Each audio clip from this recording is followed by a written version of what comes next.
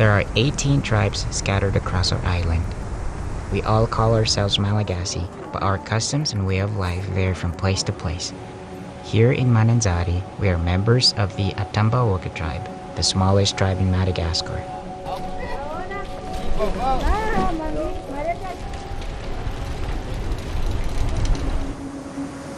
The ocean is our lifeblood here in Mananzari. We rely on the water for everything, from fishing and hunting to plant cultivation. We are surrounded on one side by salt water and fresh water on the other. Some of our largest exports are coffee, vanilla, and a variety of essential oil crops like vetiver, cinnamon, and clove.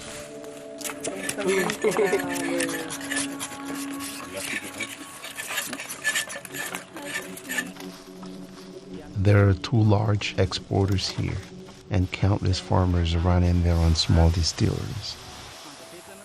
In this area alone, there are more than 80 small-scale distilleries.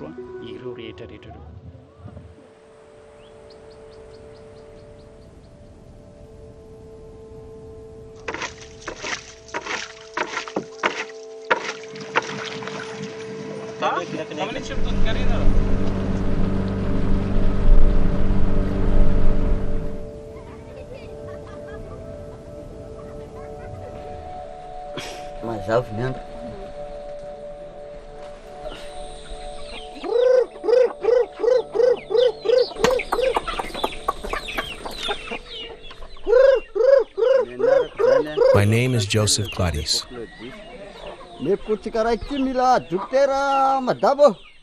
I've been a farmer here in Mananzari for 7 years now. My wife Rosine and I moved here after getting married, and we began farming coffee and rice.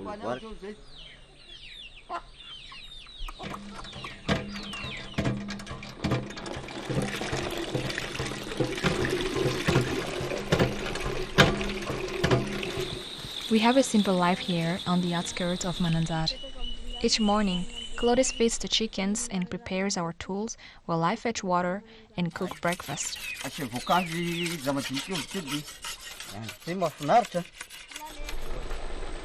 We live in a small community of close family, where we all take care of each other.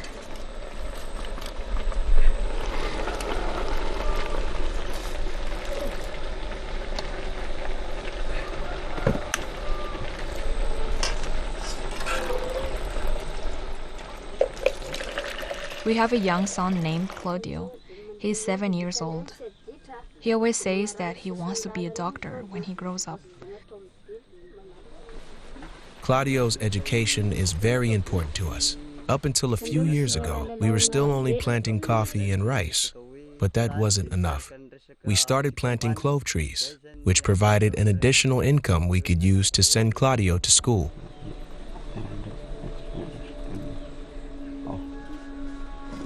There are no doctors this far away from the city.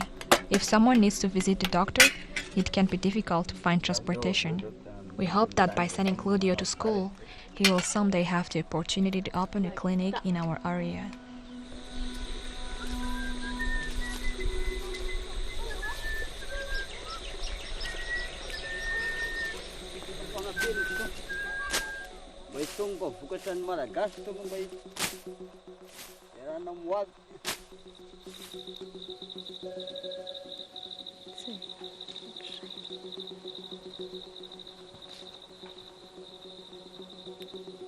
Planting clove isn't enough to make us rich, but it does get Claudio his education and also allows us to save for the future.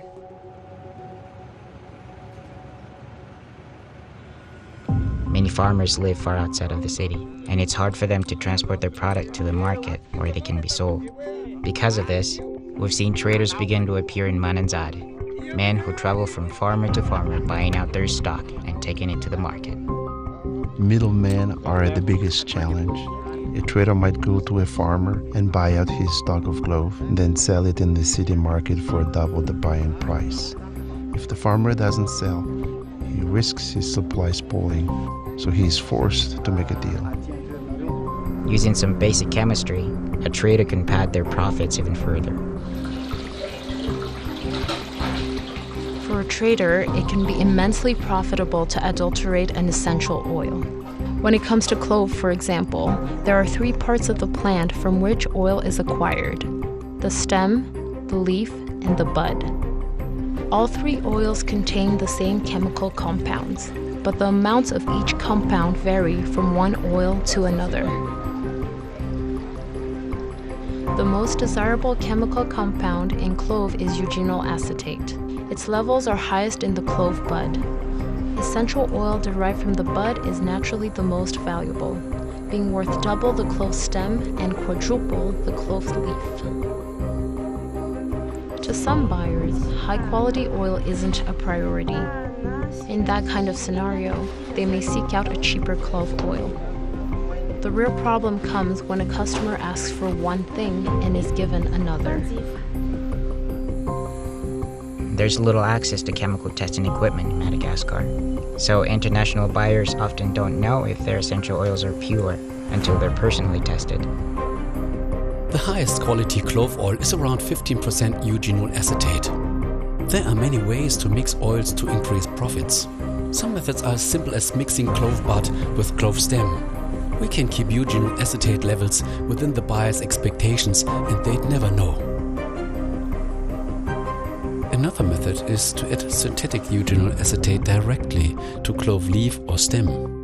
To even a sophisticated lab, it would look like clove bud oil. The difference between pure and synthetic is almost undetectable.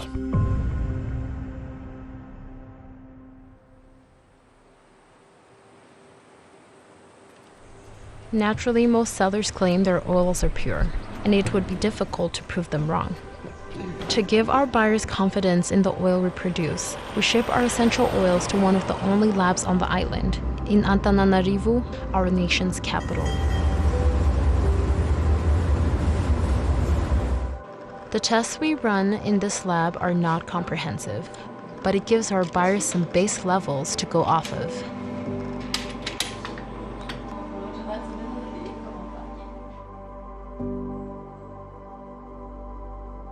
When essential oils arrive here at doTERRA, we do a series of tests to confirm the purity of the oils.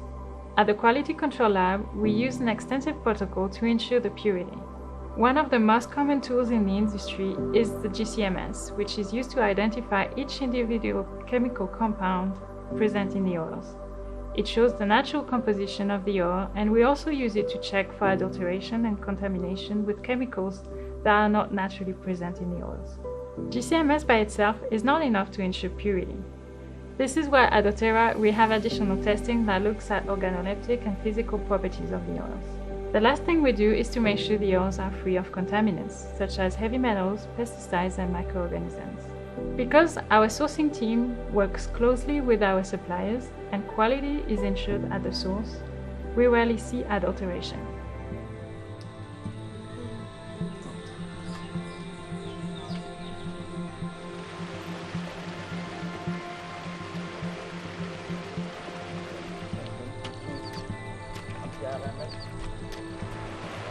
All around the world, farmers are dependent on oil producers for their livelihood.